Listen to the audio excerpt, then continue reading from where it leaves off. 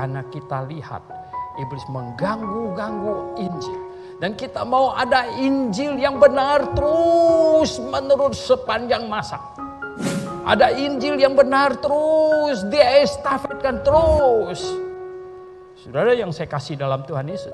Sebelum kita melihat bagaimana iblis mengganggu Injil, kita harus tahu dulu Injil yang benar itu seperti apa. Baru kita bisa tahu bagaimana cara dia mengganggunya. Injil yang benar sebenarnya sangat sederhana. Sangat sederhana. Saya sudah tulis traktat kecil yang judulnya 5 langkah ke sorga. Dikit sekali dari sini sampai ke sana gitu. 5 langkah ke sorga. 5 langkah. Sedikit sekali. Injil diberitakan semua manusia sudah berdosa. Tidak ada satupun yang tidak berdosa. Ini biasanya agak menyakiti hati orang. Terutama orang sombong. Loh, ngomong saya berdosa, dia pikir kalau berdosa sudah tinggal di Cipinang. Saudara yang saya kasih dalam Tuhan, no, kita berdosa, pikiran kita kadang-kadang melayang entah kemana-mana dan sangat nakal. Dan orang tidak tahu, yang di samping kita pun tidak tahu. Saudara yang saya kasih dalam Tuhan, kita manusia berdosa. Nah, atas ini dulu semua orang yang mendengar Injil harus mengiyakan. Benar Tuhan, saya orang berdosa, benar. Ini dulu. Nah, kalau kamu berkata dirimu tidak berdosa, kata di surat Yohanes, kamu menyebabkan Allah jadi pendusta. Loh kenapa? Ya Allah berkata bahwa semua manusia sudah berdosa, kamu bilang enggak. Ini kan kau lawan ini. Lawan rupanya, ya kan? Lalu dia bilang semua manusia sudah berdosa. Iya, termasuk saya. Itu beres. Gitu. Pertama. Yang kedua, orang berdosa tidak bisa pergi ke surga. Semua orang harus tahu ini. Serukan seluas-luasnya, senyaring-nyaringnya, bahwa orang berdosa tidak bisa masuk surga, biar setitik dosanya tidak bisa. Loh, kok bisa begitu? Pak Soeharto yang kendalikan surga. Mau masuk surga minta isi formulir cari Pak Soeharto. No, jangan salah paham, bukan begitu. Surga itu tempat yang maha kudus. Maha kudus, bukan agak-agak kudus. Maha kudus. Tak bisa dimasuki oleh dosa setitik pun. Dan Allah pribadi yang maha kudus tidak terhampiri oleh manusia berdosa yang dosanya sekecil apapun. Berarti orang berdosa apes, nggak bisa masuk surga. Nggak ada cara yang manusia bisa usahakan supaya bisa masuk surga. Seluruh hartamu dijual untuk disumbangkan kepada orang, bikin 100 biji panti asuhan. Nah, itu tidak menghapuskan dosa. Tidak menghapuskan dosa. Apa yang bisa menghapuskan dosa? Dosa hanya selesai kalau dosa itu dihukumkan baru selesai. Ini kebenaran Alkitab. Dosa selesai kalau dosa itu dihukumkan. Upah dosa ialah maut. Dosa selesai kalau dosa itu dihukum. Selesai. Ada cara nggak dosa diselesaikan? Ini orang kaya ini, dia siap loh nyumbang loh, nggak main-main loh. Panti asuhannya Pak Soeharto perlu berapa duit sih? Saya bisa bikin 10 biji lagi kalau perlu. Oh, bukan itu. Kalau mau masuk surga dengan itu, you salah. Tuhan jauh lebih kaya dari kamu. Bagaimana kamu mau nyogok dia? Ya, ngawur kamu. Atau nggak bisa. Jadi manusia berdosa dan manusia tidak bisa masuk surga. Dosa harus diselesaikan baru bisa masuk surga. Cara dosa diselesaikannya dengan cara apa? Nah, di sini persoalan besar. Segala macam agama dimunculkan untuk menyelesaikan problem manusia.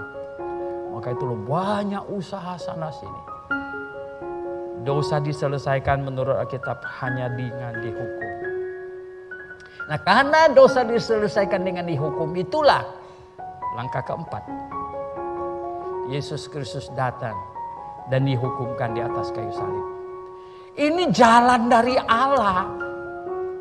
Sebelum dia datang, digambarkan dulu dengan mezbah, di atasnya taruh domba, pegang kepalanya ngaku salah dan disembelih. Ini caranya. Sudah beratus ribu, berjuta ekor domba selesai disembelih. Akhirnya kemudian pun muncullah anak domba Allah. Dan Yohanes berseru, lihatlah anak domba Allah yang menghapus dosa dunia. Nah, dialah satu-satunya. Sebenarnya domba yang lain-lain yang berjuta ekor itu hanya simbol. Yang benarnya yang satu ini. Ini yang benarnya. Dialah yang harus dikorbankan di atas kayu salib sejak manusia jatuh dalam dosa. Tuhan Yesus sempat berdoa, Bapa, sekiranya cawan ini bisa berlalu, biarlah dia berlalu. Ini sama maknanya dengan berkata, Bapa, kalau ada jalan lain untuk menyelamatkan manusia, pakai jalan itu. Tapi untung Tuhan Yesus di akhirnya ada tutup. Kehendakmu yang terjadi. Oh, no other way.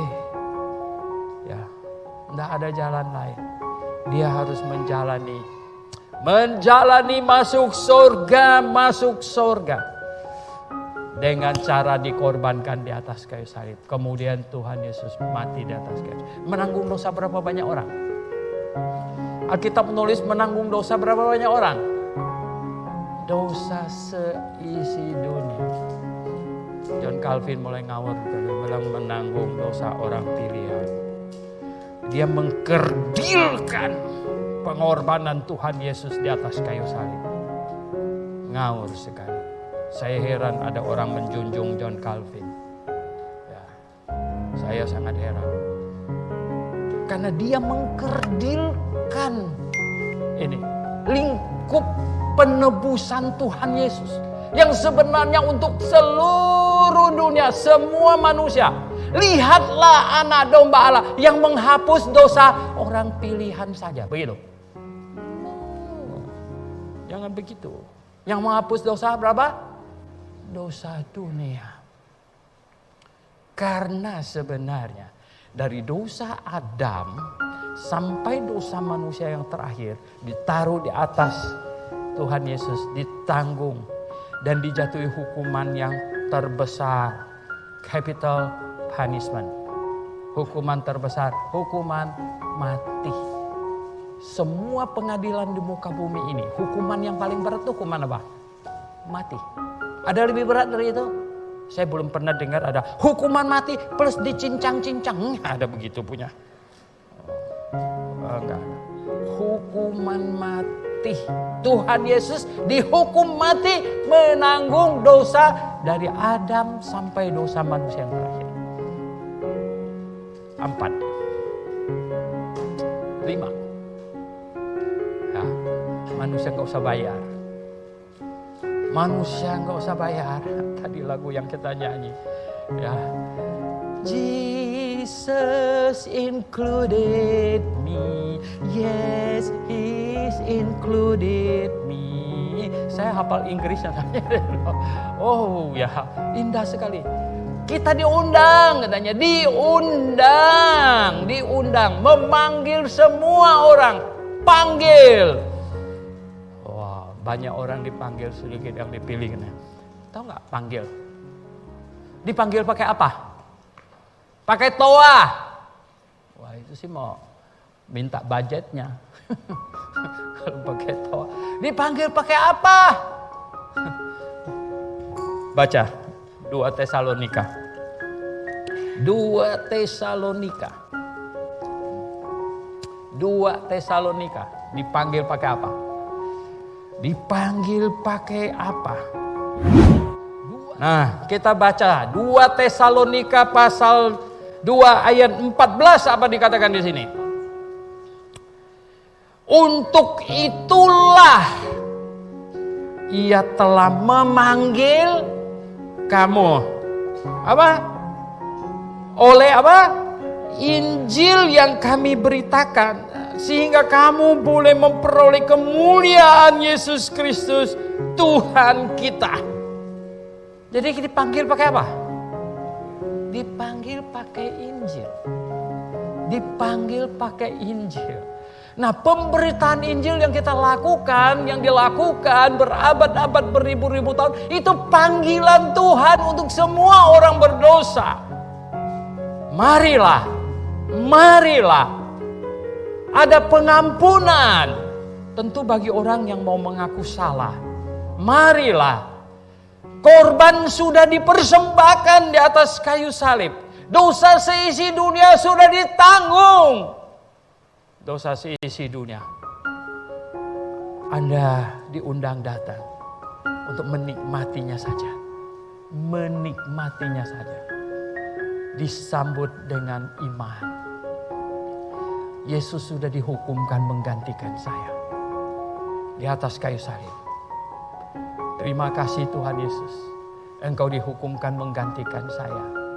Sayalah yang seharusnya dihukum. Cawan itu mestinya saya yang minum. Cawan murka Allah. Tapi engkau meminumnya menggantikan saya. Sayalah yang harus binasa Tuhan.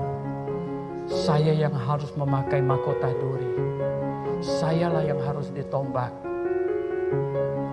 Sayalah. Tapi engkau menggantikan saya.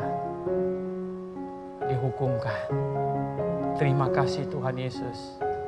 Saya siap menggantikan engkau hidup. Ini langkah kelima.